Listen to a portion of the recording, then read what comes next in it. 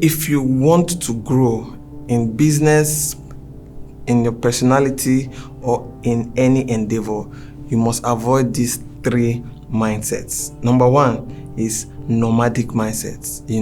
Some of us feel like the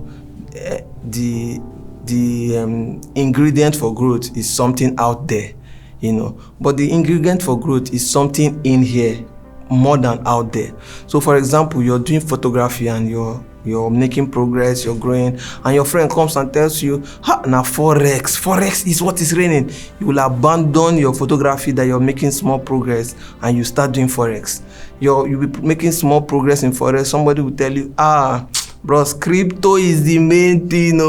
You'll abandon forex. See, those that have nomadic mentality, they don't move forward. They don't become masters. They don't progress. So for you to grow, you must avoid nomadic mentality. You must stay on one thing. Focus means follow one course until success. So you must stay on one thing and see growth before, if you want to, you can enter into something else. The second mentality you must avoid by all means is the consumer mentality. Some people don't want to do anything. Anything that they will say, help me now. They say, write something and send to me. Say, help me write it now. You are not building capacity. Somebody will tell you, I need you to send me a proposal. You say, who will help me write the proposal? That time that you use life is not about outcomes. Life is about progress and process. So the process is what changes us. So take, for example, a mother choose hard food and gives to the child. What you should know is that our salivary gland takes the nutrients into our body. So what that woman does is that she just took the nutrient and gave the child the chaff, But that's what it is. So some say, pray for me. Prayer does not change your situation. Prayer changes you. So if you're not changing, somebody's always praying for you. It means you're not growing. So for you to grow, you must stop the consumer mentality. You must stop looking for somebody to do something for you. Somebody's telling you, can you write a speech? You say, who will write it for me? Or somebody's telling you, you're always looking for somebody that will do it for you. It's a consumer mentality. I'm guilty of that because I'm only looking for somebody to cook for me, But, there's fast food. So you can keep yourself where you're constantly improving. Sometimes if you cannot do it, force yourself to do it. YouTube is there. You can learn to do anything. Poverty most times, is not always when you don't have money in your pocket. It's laziness of the mind. Is that you cannot see yourself improve. Once your subconscious gets used to the fact that you cannot do things for yourself, it reduces that part of your brain. How many of you notice in life that anything you don't use dies? For example, if you keep your leg in one place and you don't use it, your leg will stop working.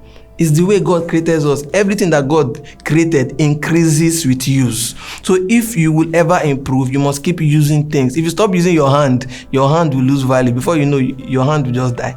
If you stop using, that's how it is. If you close your eye for a long time, when you open your eye, you may not see things again. If you ask people that they've ever kidnapped, they tied their eyes for a long time. When they opened it, they almost went blind. Because anything you don't use will depreciate. So it's important that you begin to use those things. You see our muscle, as we begin to use them, they get happy, they start increasing. They say the person has biceps and triceps. So anything you don't use will always depreciate. So it's important that you quit the consumer mentality. When somebody tells you to do stuff, see it as an opportunity to grow. When you're serving in a place, see it as an opportunity to grow. Don't keep looking for shortcut outs. Consumer mentality. That's a very toxic mentality for your growth. The last is entitlement mentality. In fact, the baba of them all is the entitlement mentality. You're always thinking that somebody is coming to save you. Somebody will come. In fact, you have been entitled to somebody's pocket. You can say, he's supposed to give me this amount of money and see what he gave to me. You're always entitled. You're always thinking that, don't worry, my father will come and help me. See, nobody is coming to help you. You must quit entitlement. Live your life like you live alone.